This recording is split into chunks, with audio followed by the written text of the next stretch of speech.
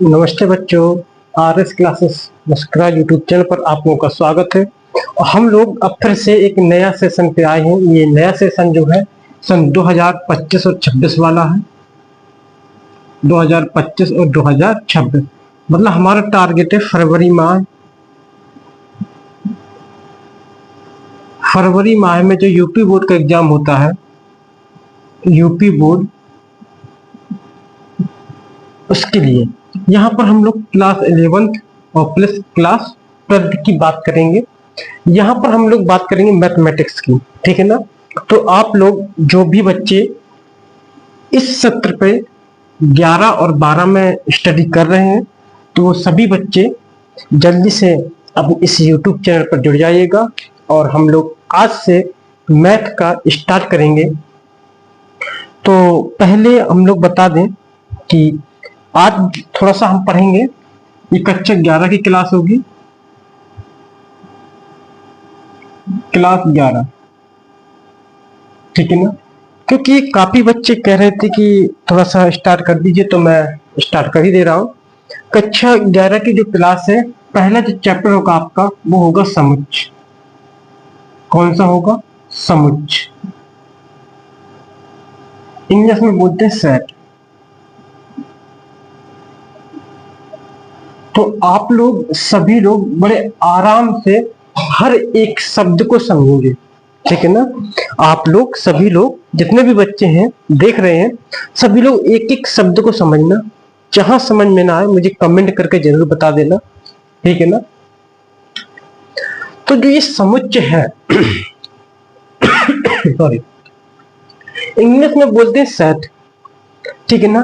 Set का मतलब हम लोग जब बात करते हैं कि किसी वस्तुओं को सेट कर दीजिए, सेट का मतलब व्यवस्थित तरीके से रख दीजिए, एक क्रमबद्ध तरीके से। तो दो शब्द आप लोग मैंने बोला है, जो दो शब्द बोले वो दोनों शब्दों पर ध्यान दीजिएगा। पहला शब्द बोला व्यवस्थित और दूसरा शब्द बोला क्रमबद्ध।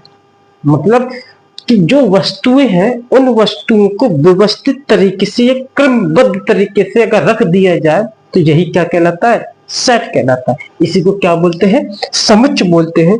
तो हम लोग परिभाषा पर आएंगे। समुच्च की परिभाषा क्या बोलेगी, देखते हैं भाई।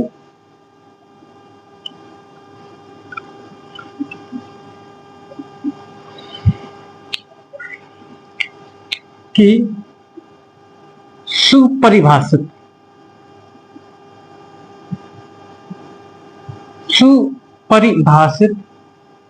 वस्तुओं को समझना बेटा आप लोग। मतलब सुपरिभाषित का मतलब होता है परिभाषा सहित। तो परिभाषा सहित वस्तुओं को क्रमबद्ध, वस्तुओं को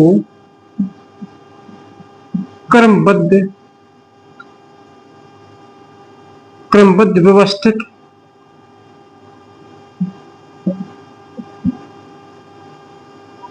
सुपरिभाषित वस्तुओं को क्रमबद्ध या व्यवस्थित तरीके से रखना ही क्या कहलाता है? समुच्च कहलाता है। क्या कहलाता है? समुच्च कहलाता है। समझना बेटा फिर से। पहली बात तो इसमें एक शब्द है सुपरिभाषित। क्या है? सुपरिभाषित। ये इंपॉर्टेंट शब्द है, इंपॉर्टेंट। इसके बाद वस्तु क्रमबद्ध, क्रम से, ये इंपॉर्टेंट है। इसके बाद व्यवस्थित, ये भी एक इंपॉर्टेंट। ये तीन इंपॉर्टेंट शब्द हैं।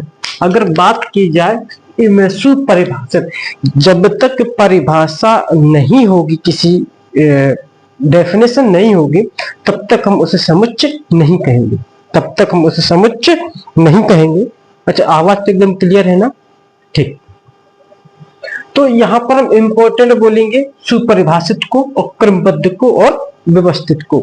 अगर ये तीन चीजें हैं यहाँ पर, तीन में दो ही चीजें क्रमबद्ध बोल दी, व्यवस्थित ये ऑब्लिक है, ये तो है ना, इसे ऑब्लिक बोल देते हैं। लेकिन यहाँ पर इंपॉर्टेंट क्या है बेटा? सुपरिभाषित। अगर शायद हमें समुच्च पढ़ना या किसी को समुच्च बताना है तो वहां पर उसकी परिभाषा अनिवार्य होनी चाहिए। आखिरकार उसकी परिभाषा क्या है, जिससे कि हम लोग बता सके कि ये समुच्च है या फिर नहीं। समुच्चय है या फिर नहीं, ठीक है ना। जैसे कुछ उदाहरण होंगे हम लोग बोलेंगे तो आप लोगों को बताना पड़ेगा, ठीक, आप लोगों को बताना पड़ेगा। अभी ये क्लास जो है थोड़ी रिकॉर्डेड जाएगी, अभी 3-4 क्लासेस रिकॉर्डेड ही जाएंगी। इसके बाद जैसे हम लोग टाइम टेबल अपना फिक्स कर लेंगे तो जाकर के लाइव क्लासेस हो जाएंगे, ठीक है ना, फिर लाइव क्लास हो जाएंगे। एक परिभाषा और आती है कि वस्तुओं का संग्रह ही समुच्चय कहलाता है। समुच्चय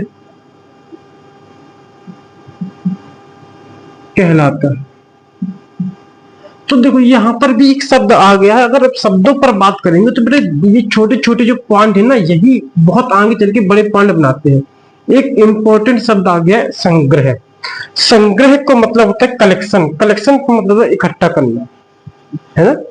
तो वस्तुओं का संग्रह भी क्या कहलाता है, समुच्चय कहलाता है। समझ गए होंगे आप लोग। कुछ शब्द ऐसे हैं जिनको आपको याद रखना पड़ेगा, तभी समुच्चय की परिभाषा बन पाएगी, ठीक है ना। अब यहां पर हम लोग बात करेंगे कुछ और भी। जैसे होता क्या है कि समुच्चय को अंग्रेजी के बड़े अक्षर से प्रदर्शित करते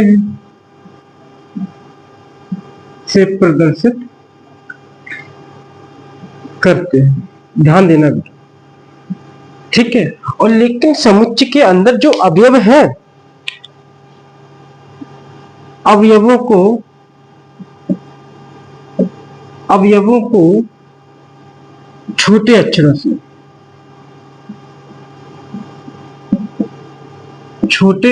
से